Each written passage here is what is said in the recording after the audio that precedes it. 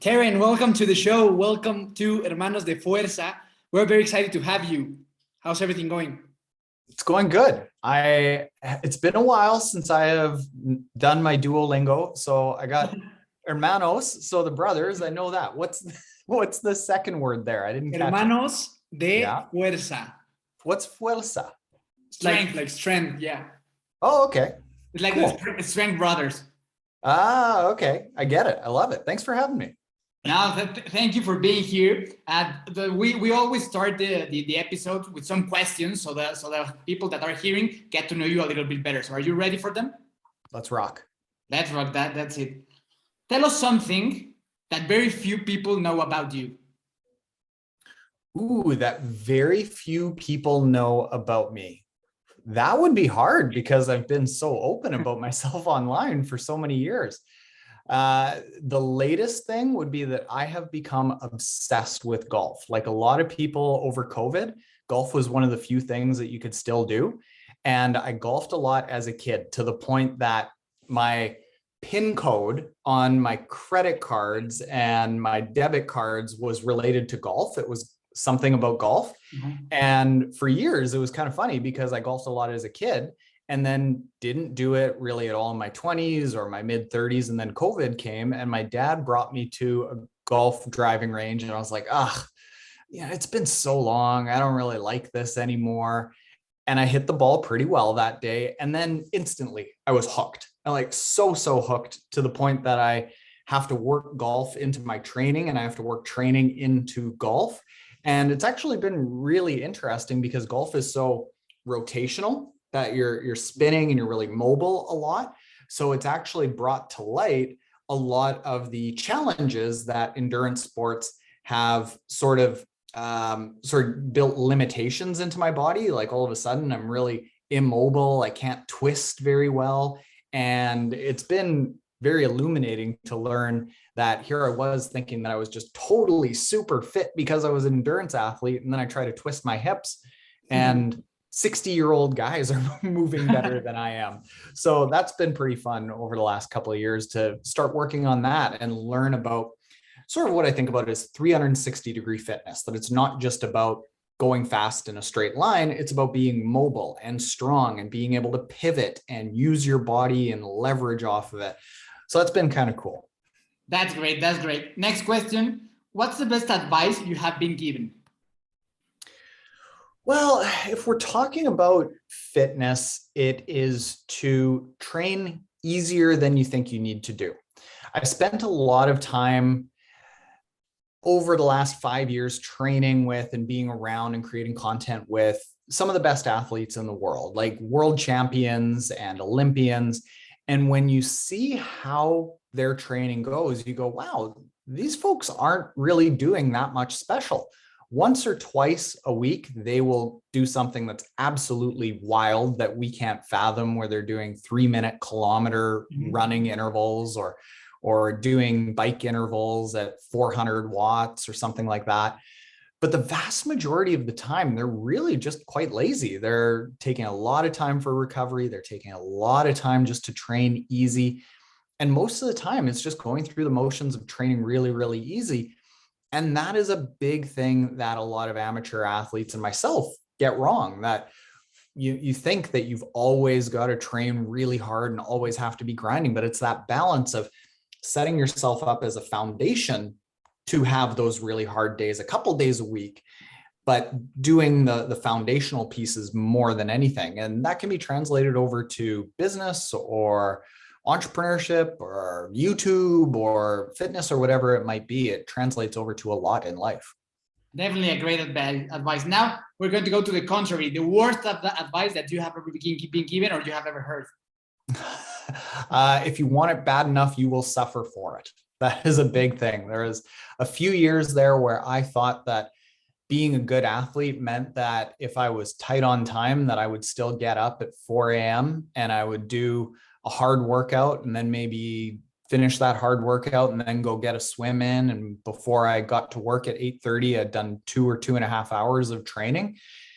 Really quickly, I found out that that's not the case, that yes, I could do those big volumes of training and continue to wake up and slam back a coffee and get out and do the workout.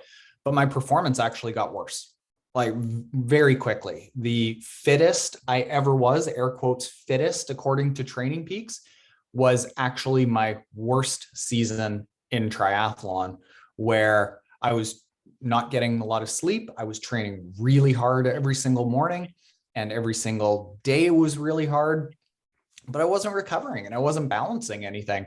And here I thought this is what we had to do, because the culture of endurance sports is that, well, you have to grind every single day. And I actually got worse when I started grinding. That's a great response. Next, if you could have any superpower like the Avengers or the Justice League, which one would you choose and why? Well, if we're going to start talking about the Avengers, I am a huge Avengers fan. That's actually related to something that most people don't know about me. Every single year, my wife and I, we rewatch the entire Avengers movie series in December in chronological order. I am a huge fan of Tony Stark and like his smarts, but then also being able to fly and being super strong. Like, he's got it all. And he's named Iron Man. Yeah, Iron Man. Yeah, he's fan plus. Yeah, Iron Man, like related to triathlon. So big time Tony Stark fan. Very good answer. Next one. If you could have a cup of coffee with anyone of the history of humanity, dead or alive, who would you choose? Oh, wow. That's a really good one. Ooh, I would have to think about that for quite a while. The first person that comes to mind is Steve Jobs. Mm-hmm. Not because I think he was a great entrepreneur at the outset. If you read about him, you learn that he was a tyrant to his employees, just a miserable human to work with. But I would be very interested to hear if in his last few years in life, if he looks back and could have achieved that success in a different way, or if that tyranny and that immense pressure that he would put on his relationships with his employees and his family, if he thinks that that was the result of his success, or he had the success in spite of it. And he's a fascinating person based on how he would think about things. I have such a huge amount of respect for complex problems and complex products that seem very simple because they've been designed in such a simple way that you think, oh, wow, this is a really easy problem to solve. But the fact that he made it simple to use a smartphone, while it's a very complex problem, is just tremendous. I have a huge amount of desire to do that with our app and with our training systems. So he's the first person that comes to mind, but there's a long list. That's one of the most popular responses we have with this question. Steve Jobs is one of the most answered people in this question. That's great. Next one, I know the answer of this one, but I'm going to make this question to you. Do you have any pets? Yep, 2 pets. We have a Labrador who's Gracie. She's about to turn 10, and a mutt named Petey who is 8 years old. If someone that is hearing this wants to get to know those dogs, you can go to Taren's channel, and you're going to know a lot about them. They're very adorable dogs. You might get to know about them in the podcast if they start barking. That would be great. I would like that. Next one, and the last one. Tell us your favorite book, your favorite movie, and your favorite TV shows or Netflix series or whatever you watch. Favorite book is Snowball, Warren Buffett. It's a biography about Warren Buffett.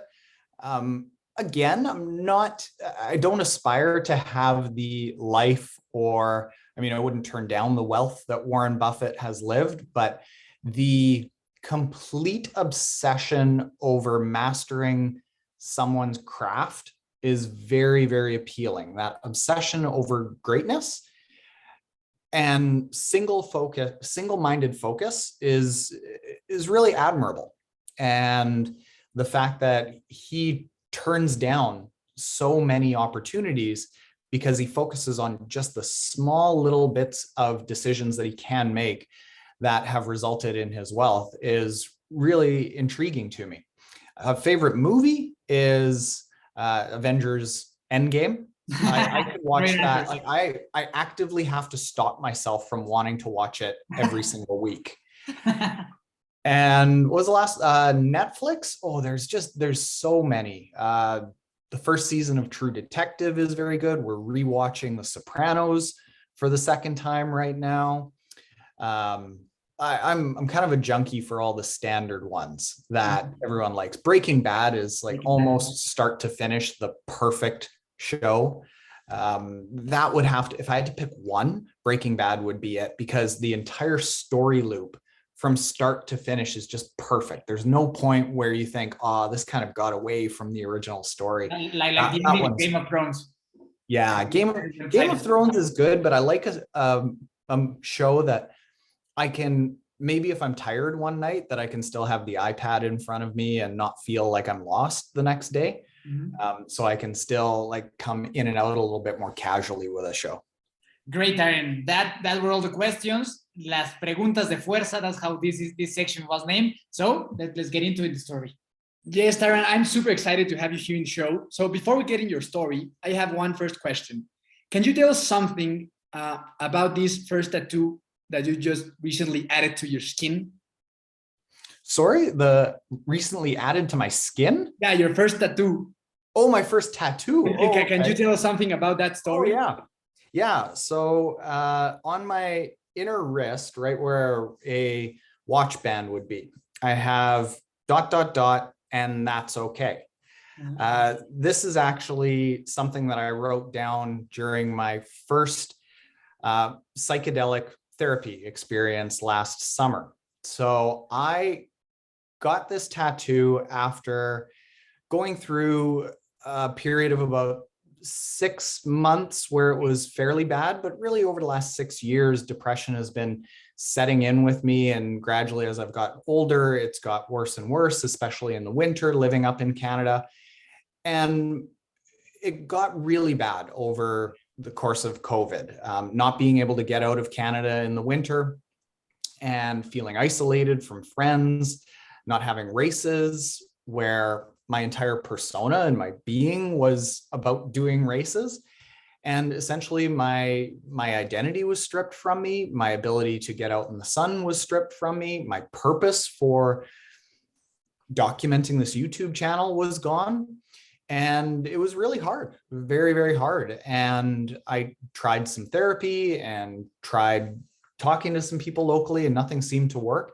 And I wanted to explore psychedelic therapy. So I went to a psilocybin, which is magic mushroom, retreat, where supervised under the guidance of a couple of therapists, we did mushrooms, and there were about 7 of us that did it. And it was absolutely incredible to me. It was something that released a lot of the pressure of feeling bad about myself, feeling bad about my situation, feeling sad. It was instantly alleviated. It taught me that your thoughts aren't necessarily facts.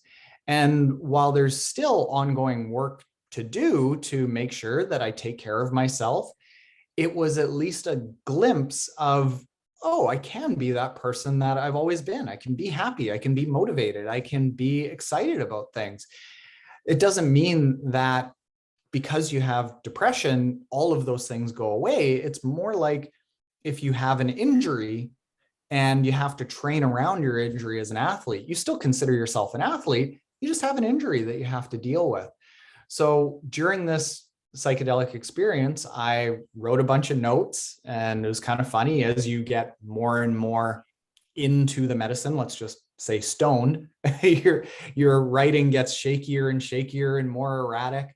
But right before it kind of got undecipherable, I wrote ... and that's okay. Just to remind myself that no matter what happens, whether it's an injury or a challenge at work or a change in your mindset or a forced change in your identity, everything's really okay. That even if people celebrate your life and everyone dies, and as long as you enjoy the journey that you're going on while you're here, while you're alive and trying to give back to the world as best you can, everything is okay. It might not be perfect. You might not have the Steve Jobs or the Bill Gates or the Warren Buffett kind of wealth, but really life is pretty amazing and pretty good. That's a really great answer, Taren. So now let's go a little bit back in time and tell us, how was your life as a little boy? Tell us something about your childhood. My childhood was like most children in the sense that health and fitness, it wasn't really a thought about it at all. I grew up like most kids do, where I would play a little bit of soccer. I curled competitively as I got older on ice up in Canada. It's a big sport. But the thought of taking care of your body, of really having control over the outcome of your health, it wasn't a thing. We ate a lot of processed foods. We played sports purely just for enjoyment, not for health or taking care of yourself. And childhood was mostly happy, but I think I am wired generally to be critical of myself. So that's a good thing, because I've always been driven to achieve more. So when I took up curling, I became world class at it. When I took up golf, I ended up on the local golf team. When I took up badminton, I became a divisional champion. And that was sort of the foundation of everything that I did thereafter. Being able to excel in endurance sports, or curling as I became an adult, or business now, is all really predicated off of that youth of first being an average person, and then having to do all of these things, not with a background in elite sports or with a basis of a whole lot of money behind me. I'm coming into it like most average people are, trying to be successful in sports and trying to be successful in health and fitness and business, starting from scratch, which is where most people start from. And I think that might be why we had success in YouTube and with our podcast, because I'm just like everyone else. I was overweight as a kid. I wasn't fit, or didn't excel at any of the really traditional sports that you would think a good athlete excels at. But I became good at those things, overcoming all those standard challenges that everyone has to overcome. So I can relate to all those people saying, hey, you know what? I didn't run as a kid, but I want to run a marathon. How do I do that? So yeah, the life as a kid was really average, fairly happy, but that critical nature of myself made me constantly focus on, how do I overcome these challenges over and over and over? And that's the same person that I am now, really. And then, because I know that maybe in your teenage years or something, you started a relationship with partying and smoking and maybe drinking a lot of beers. How was that that time in your life, and how did it end it? Because I know that it was a critical period of your life, and then it changed with triathlon. It came around really when I was 18. Before I was 18, I did certainly do what kids do, go to a party and sneak some beers and have a few beers occasionally. But when I turned 18, the same way that I wanted to be the best badminton and curler and golfer that I could possibly be, when I turned 18, all of a sudden the culture was, hey, let's go party. So I wanted to be the best partier. I wanted to be the person that could drink more. I could have more beers. I could stay up later. I could party harder. I could yell louder. And that continued all the way until my late 20s. Now, I did do, some of the self-damaging things of like drinking and driving, because I just got out of control. And fortunately, I stayed away from hard drugs and really getting into things that can ruin my life and other people's lives. But I did get one little taste of what could happen if I kept down that path, where in my mid-20s, I was driving drunk and I crashed into a ditch. Fortunately, the ditch was full of water. So I crashed into the ditch, water started rushing into the car, but I just opened the door and walked out. And I had to then walk 17 kilometers barefoot on gravel to safety. And I was safe. I wasn't injured. but I had a good 4 hours and a whole lot of pain in my legs to think about what would happen if I kept going down that path. And was I happy that I was the best partier? Was I proud about that? And I wasn't. I certainly had a lot of fun, but you get wrapped up in this thought of like, fun is more important than giving back to the world and accomplishing anything and being a good person. You just become very self-indulgent, and that's what I was. So I didn't start going down the path of how do I give back immediately, but it put this bug in my mind that I started thinking about, like, how can I actually be a productive member of this world? Someone who leaves the world behind marginally better than when I entered it.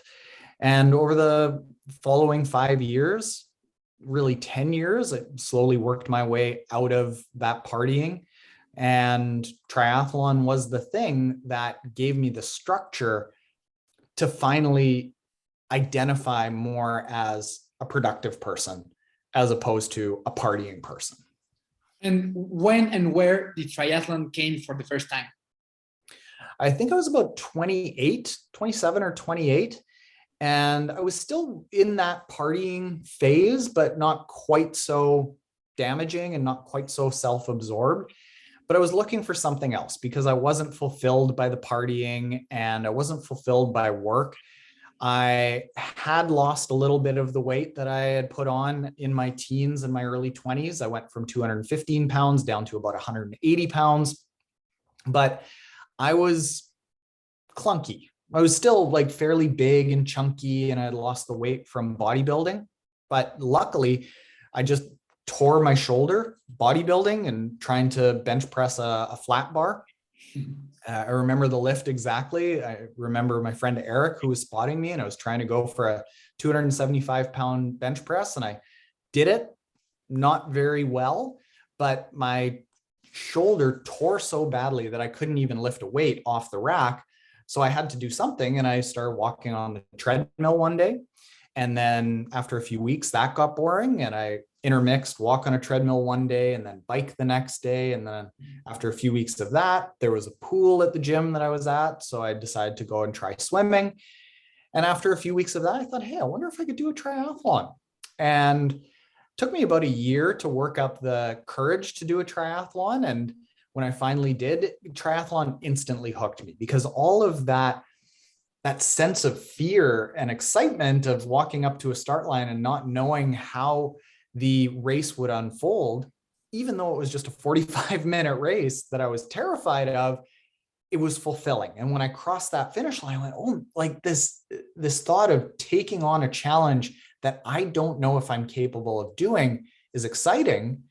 And it's making me a better person because I'm getting more confident in doing that. And triathlon got me right away. I never went back to that strictly weightlifting mentality that I had before. It was triathlon instantly after that day. Love at first sight. Yeah. Well, love in a real sick and twisted and painful kind of way. Yeah, I think that's like the real definition of courage. When you go through something where you generally don't know if you are going to succeed. For me, that's like the very best definition of being courageous or courage. Yeah. What I always say when people say like, well, what do you think about goal setting? Because I talk a lot about balance and doing things in a healthy way. And a lot of people take that wrong and think that I am supporting just doing small goals, like running a 5K. Well, if running a 5K feels very scary and intimidating to you, absolutely run that 5K. But if you need a bigger challenge, like an Ironman or a marathon swim or an ultra run, whatever it is, that if you were to do the task tomorrow, you think that you would have a 50-50 shot of even completing it, that's right. Like that's the right amount of fear to have, because it's going to motivate you. And then by the time you get to that race, I can almost guarantee that you are going to be able to complete it. And it's going to be 100% likely that you will complete that task. But in between making the decision to do that race or that goal or whatever it is and the race day, you're going to be motivated to do it. It's going to give you structure and challenge to get over some of those fears. That's great. That's absolutely great. And I agree with all of the things that you have said. And then after that, when did this game-changing idea came into your mind of starting a YouTube channel and start putting online all the things that you were starting to learn about this wonderful sport? I didn't think about it as game-changing at the time. It was about 8 years ago, and I was an investment advisor. I wasn't very happy doing it. I knew that I didn't want to do it for the rest of my life. And to be perfectly honest, I thought that I was going to go get an MBA and just somehow pivot my way out of being an investment advisor. And I thought, wow, like I really haven't done a whole lot with my life. I should do something that is kind of unique and creative to set myself apart. Well, what do I want to do? Well, I liked making videos that I would use for marketing as an investment advisor, but I wasn't allowed to do a lot of those videos because of regulatory reasons. As an investment advisor, everything has to be pre-approved. So I thought, you know what? I'm going to make a YouTube channel about a hobby that my bosses can't say anything about.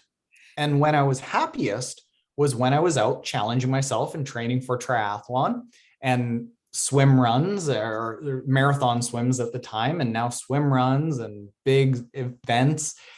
That's when I felt most alive. So I thought, hey, why don't I just start making YouTube videos about those things, because I'm the most passionate about it. And very quickly, I loved it. I absolutely loved it. I remember a day that I was heading into work and a video idea came into my mind, and I actually called my assistant. I went, I think I'm going to work from home today.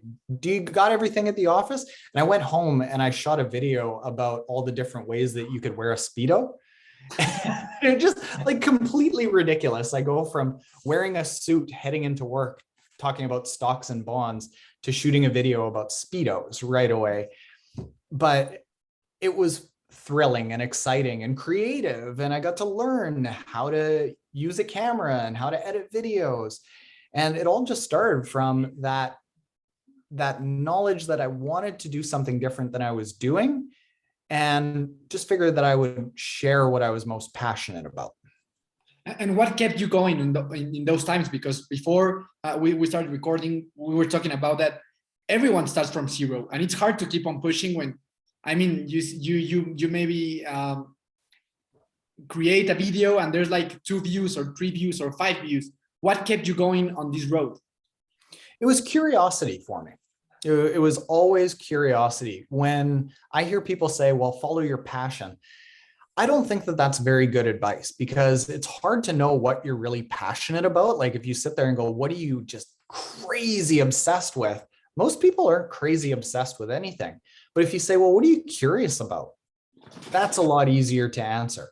And in my case, I was always just curious about, well, can I make a jump cut first with video editing? Can I make a jump cut? And then, well, can I overlay a footage so that when I talk about something, I actually overlay a clip of that so it's more interesting? And then I was curious about, well, is there a way to figure out what is going to work on YouTube? So I started testing some different videos, and I just did that over and over and over. And it was always curiosity that drove me. And it wasn't until about 4 or 5 years after I published that first video that it actually became a business. So there was a good 4 or 5 years of just doing it out of curiosity and out of interest to see if there was something that I could be a little bit better at. I remember the first time I crossed with your channel in YouTube. We were about to make or to participate in our first triathlon. It was 2016, 2017 or something like that. And then I had the fortune that I swam as a kid, but my brother didn't. So obviously in YouTube, how to swim. And then my brother told me, look, there's these videos of a ginger guy that explains how you need to swim. and that's how we got to know you, through those swimming videos. And in that time, I think it was like 15,000 subscribers, something like that. It's very, very big, the difference between then and now. Yeah. I like you got hooked on triathlon. I got hooked on Triathlon Taren because I really like all the content that you were putting. I like it to today. I always watch your videos, and that's because the thing that you said. I think that you are a very approachable person, because I felt you near. I didn't feel like you were some like super big, that you have always been a super fit athlete. It was like I knew you. It was that I could understand, and you could understand what I was going through, and that got me hooked instantly. And it was wonderful. It was wonderful because I think that in my case, most of the things that I learned for triathlon, it was through you. It was through you that I learned a lot of things. You were reviewing Skechers in that time, so I bought Skechers. So everything like that, and then because I did not know anyone that was participating in triathlons back then. It is not like a really popular sport worldwide, but we live in a small town in Mexico where it's very cold. It's similar like Canadian weather. It's very cold. There's no many places to go to ride a bike, so there's no many people that know triathlon. So everything that I knew from triathlon was from Triathlon Taren's channel. No way. Well, that's awesome to hear. Thanks. It's funny that it's almost a little embarrassing when I hear that from people, because most of the time I am just like, you can see it right here, the camera right behind me. I'm talking to the camera by myself, and it's almost like I find out, oh yeah, I'm basically public speaking here, which is a very nervous thing for a lot of people to do. But what you said there, I think, was the reason that we were successful is because I was an average person. And I think about so much of the content out there for triathletes, even still today, it's done by professional athletes or people who used to be a professional athlete, or maybe they're a PhD level coach or researcher. And I remember when I first got into the sport, I had this swim coach that I'm swimming in this swim set in this group, and I'm struggling. And the guy's up on deck going, well, make sure that you have a relaxed high elbow catch when your elbow is over the water. And I'm going, asshole, I can't even breathe down here. What are you talking about? And then I realized everyone out here is having a hard time breathing, but he's talking about the high elbow catch. And that's the big part of what I tried to relay in all of our videos, that sure, I never became a pro, but I became a top 2 or 3% in the world age group athlete from scratch, from not being able to swim, not being able to bike, not being able to run. And if you are a person who is in that sport, like most, or in that situation where most of us are, who would you rather learn from? A pro who never had to actually get over all of those challenges, or somebody who had to get over them and did? And that's where I say, like, yeah, I think that most people should start with us and then maybe graduate on to learning about the high level stuff from the pros and the PhD level things, because I get what they're doing now that I've gone through a lot of very high level coaching and been exposed to high level pros. But unlike most of those individuals, I can actually relay a lot of those concepts down to the average person of, okay, here's all the fancy science. How does this apply to you? And what happened next? 4 or 5 years into the show, into the channel, what happened next? Did you quit your job? What happened next? I always had something that was backing me for the first 4 or 5 years. For the first year, I was an investment advisor. And then somebody locally in my city noticed what I was doing with the YouTube channel and having some success early on. So he hired me to manage his social media division in his company. And then after about a year, I ended up buying that social media division and then turning him into a client. And the triathlon stuff was always just this side project that I would use as research to make sure that what I was recommending for social media clients was actually legit, that I wasn't just coming up with something out of my head or read a blog post and then all of a sudden started selling that advice. And after 2 or 3 years of the very first video that I launched, I started doing a daily vlog.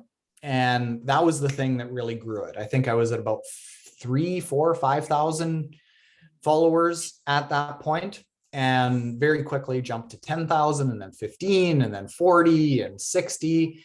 And it was still about 2 years or so that I had to do the daily vlog and do work for social media clients.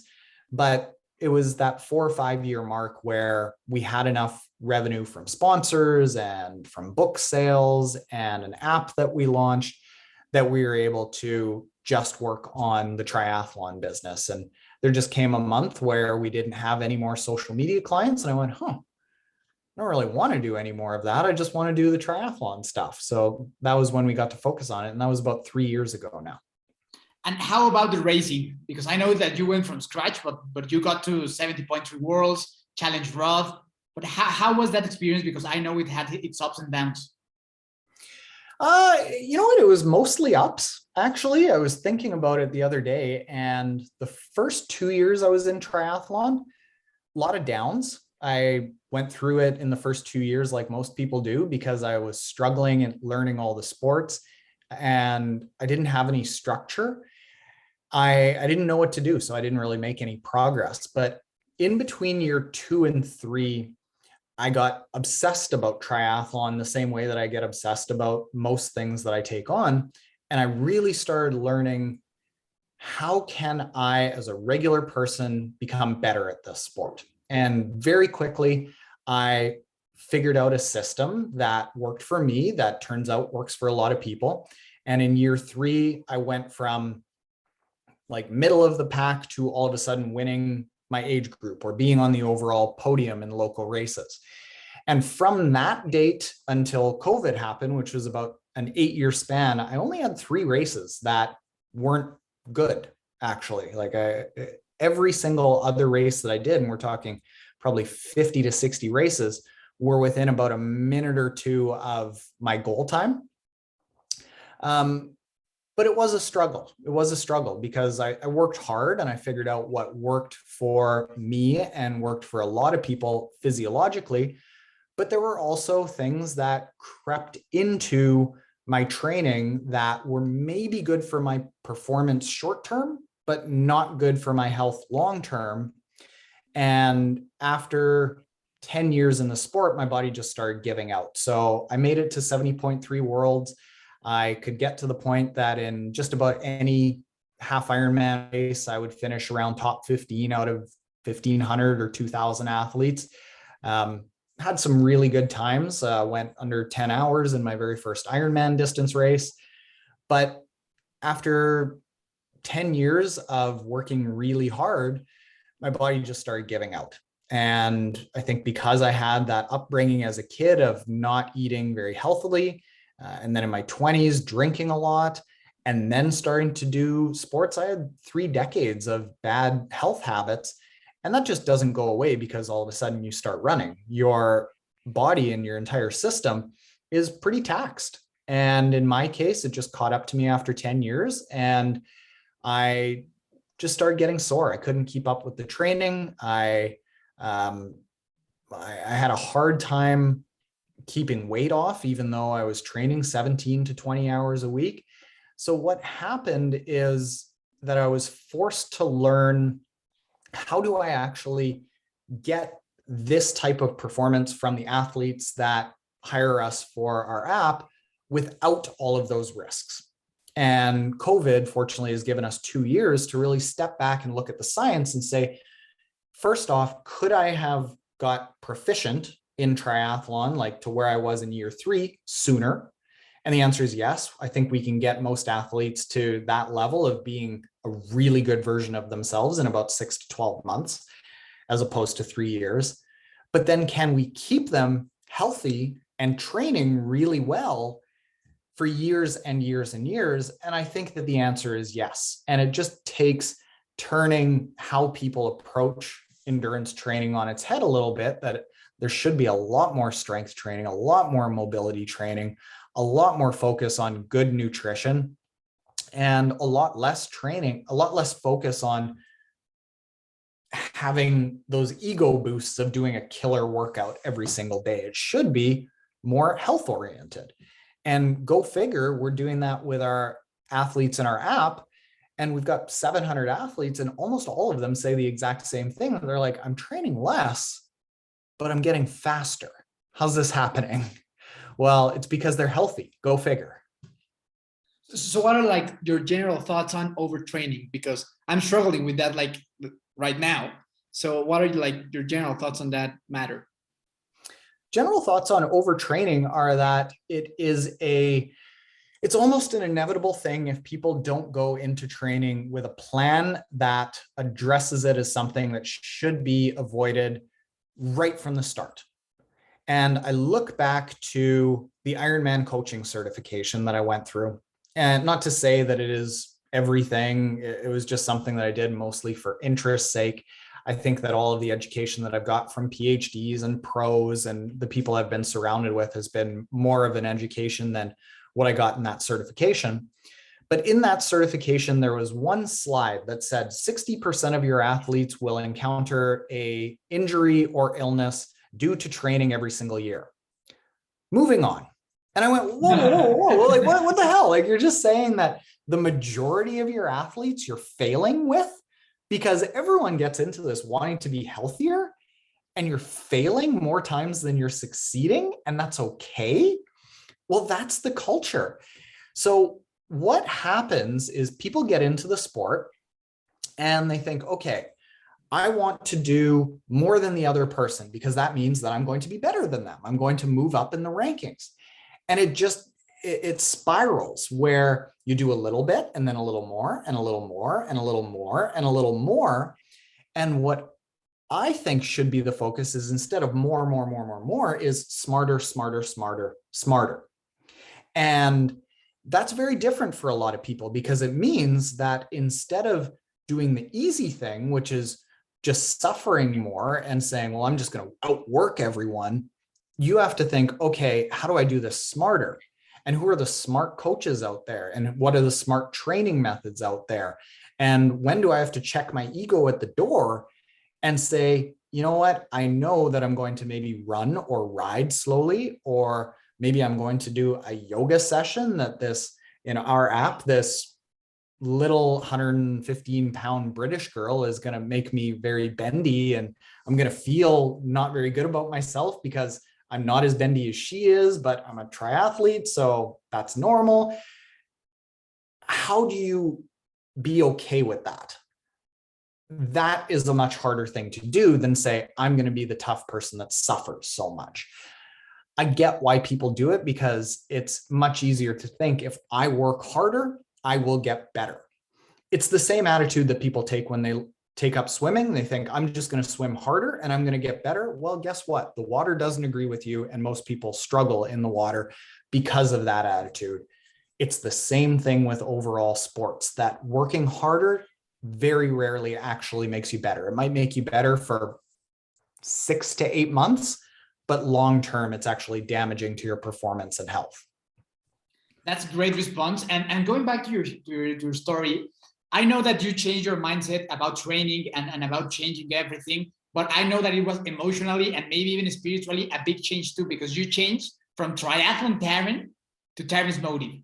And I wanted to ask you, because I think that must have been a big change for you, because you were like worldwidely and in the world of triathlon recognized as Triathlon Taren. You are Triathlon Taren, and then changing that name must have been an interesting experience for you.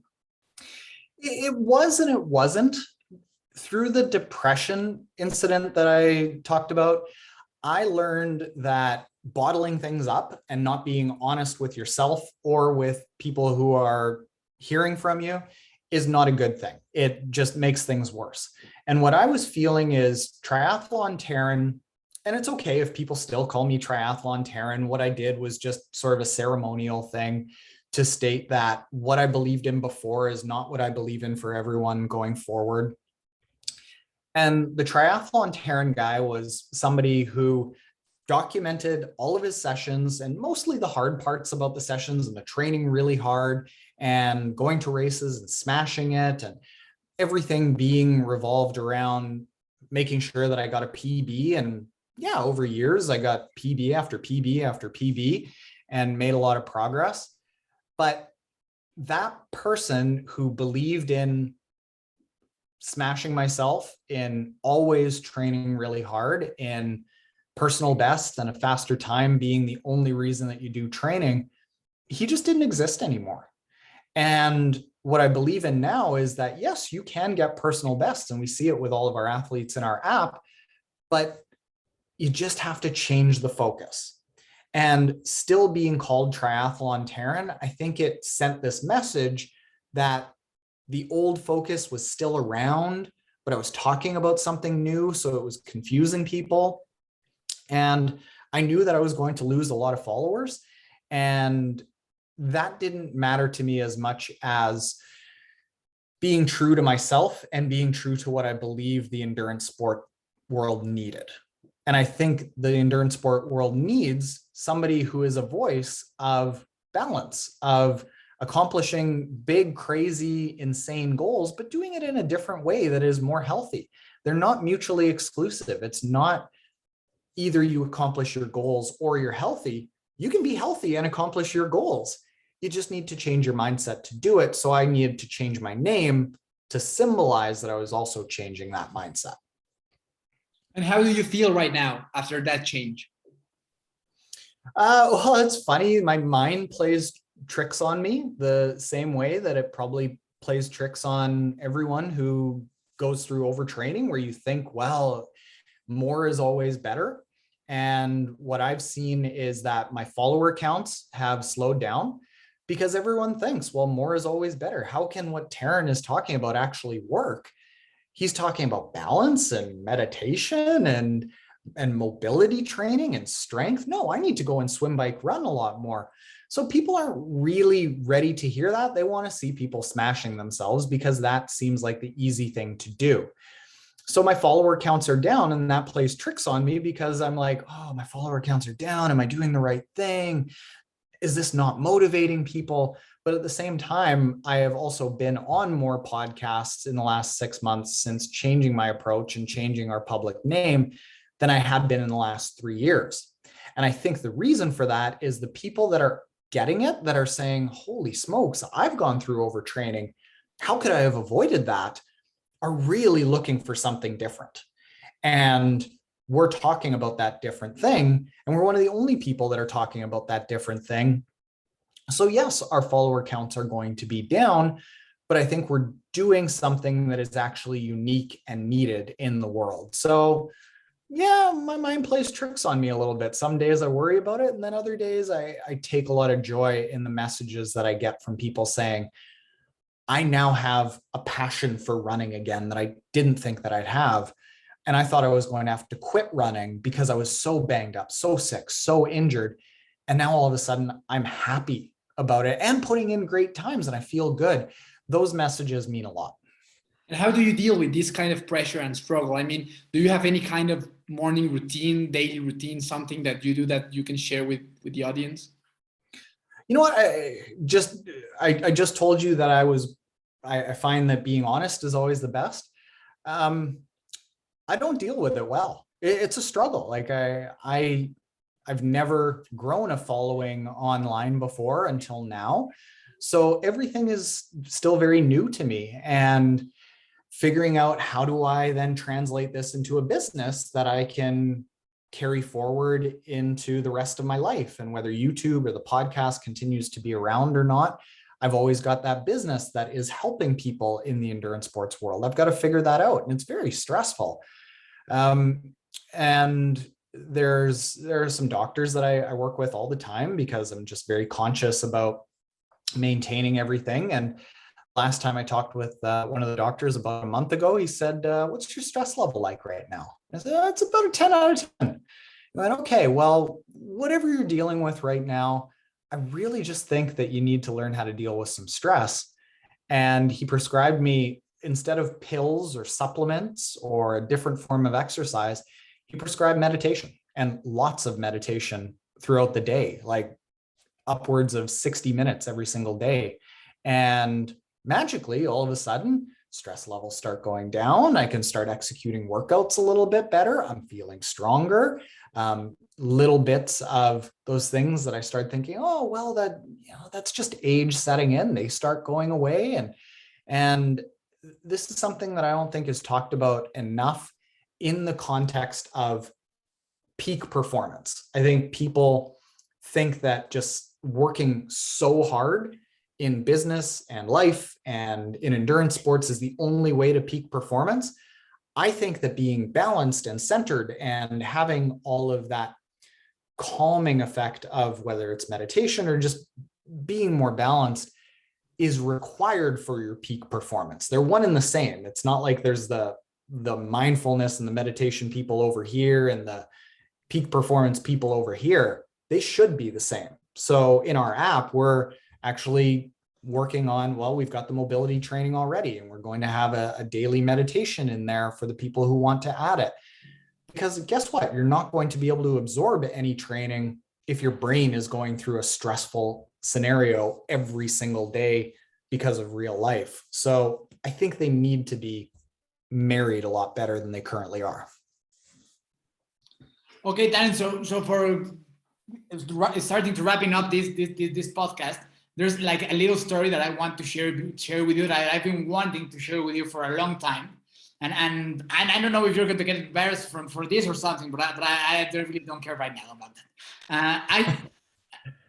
I struggled with addiction for a really big period of my life. And when I was about 2 years of sobriety, it was when we started doing the triathlon, and then we watched your videos and swimming and everything. And then in 2017, I watched your Kona recap video. That's when Patrick Langa beats Lionel Sanders in the last portion of the race, I think. It's 2016, am I correct? 2017, I think. 2016 or 17, I can't remember, yeah. One of those years. So I was 2 years in sobriety, and I was okay with being sober, but I didn't like in the movies, like, hi, I am Miguel and I am an alcoholic. I didn't like that statement. So I was searching for something else in my life.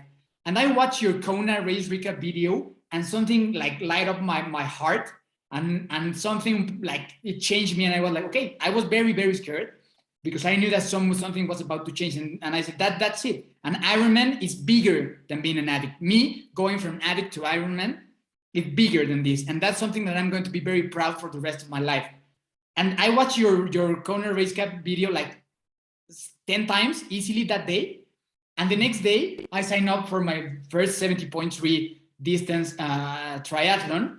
And I didn't know anything about how to train or anything. I kept watching your videos, finished that 70.3. And last year, finally, I crossed the line of an Ironman. And I really wanted to thank you, because that video changed my life. You changed my life with your content. And I feel very blessed that I can tell you this right now, because it's something that I needed to tell you. You changed my life with your content. You changed my life with your video, and I really appreciate it. And I'm going to be thankful for the rest of my life, because without knowing you, you did change my life, and you changed the life of other people. Because thanks to that story from addict to Ironman, I have been able to help many, many addicts. And I really, really wanted to thank you. Thank you for being here, but thank you for your content, because you changed the life of a guy that you have never met, that was living in Metepec, very far away from you, and is very thankful for that video that I watched that day, that it changed my life forever.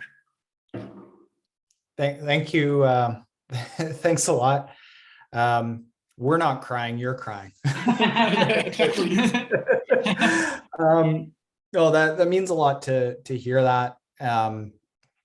It's really touching. So thank you very much. And, I truly mean this. First off, I truly mean thank you. It's messages like that and getting to meet people like you that have been the absolute best part of the last 8 years. But you should also, I really do mean that you should thank yourself, because there's all the videos in the world that people can watch and all of the guidance and tutorials or whatever it is, but you took it upon yourself to do that work and pull yourself out of that. And there's nothing that I can do that is as impactful as you making that decision for yourself. So you should be really proud of what you've done there. And I know how hard it is to leave behind a person that you think is going to be with you for the rest of your life, right? And then decide that you're going to change that is scary. So it's really gutsy of you to do. And thanks for sharing that. Thank you, Taren. So that's a wrap for us. Thank you very much for being here, Taren. You know, as I told you, it means a lot to me that you are here, that you have the time to chat with us. And we hope that we know that this is not going to be the last time. Also, I was on your triathlon story on the week once when you had that section in your channel, and I was very proud, and I was telling everyone, look, I am there, and everyone from Metepec, because even if you don't know, many people from Metepec, everyone that does triathlon in Metepec watch your videos. So that time I was like a big star because I was on your channel. So so thank you for that. Thank you for being here. If you can tell everyone, where can they follow you? Where can they send you a message? Or where can they be in touch with you? Easiest way to find me really anywhere. Even if you still search Triathlon Taren or Taren's Mottiv, that's Mottiv, whether it's podcasts or books or YouTube videos, or you want to read written content at mymottiv.com, Taren and Mottiv or Taren and Triathlon, you can find me just about everywhere. Perfect. Great, Taren. The last question that we ask every guest we have in the show, well, this ending was really emotional for me also. If you were able to select the first thought that people had when they wake up, first thing in the morning, what would it be? The first thought in the morning for all the humanity tomorrow in the morning. Oh, that is a very big one. The first thing that comes to mind is, what is something that I can control today that makes me a tiny, tiny bit better than who I was yesterday? I do believe that if people just do one little thing that doesn't feel like it is an enormous task every single day, but it's something that people consciously choose as a task that is going to make them just a little bit better, string together 8-10 years of doing that over and over and over, and people can change their lives however they want. If they think, how can I change my life today and reach this enormous goal that I want, and they're focused not on the small little task today, they might not ever get there. But it's tiny little steps every single day strung together over and over and over that I think can change people's lives. That's a great answer, Taren. Thank you very much. I'm super grateful to have you here, and thank you again. Thank you both.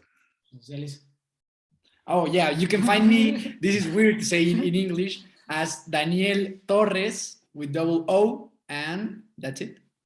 Taren, thank you. It meant the world to me to have you here to tell you my story. It meant the world to me, and I really appreciate that you're here and keep doing that wonderful content.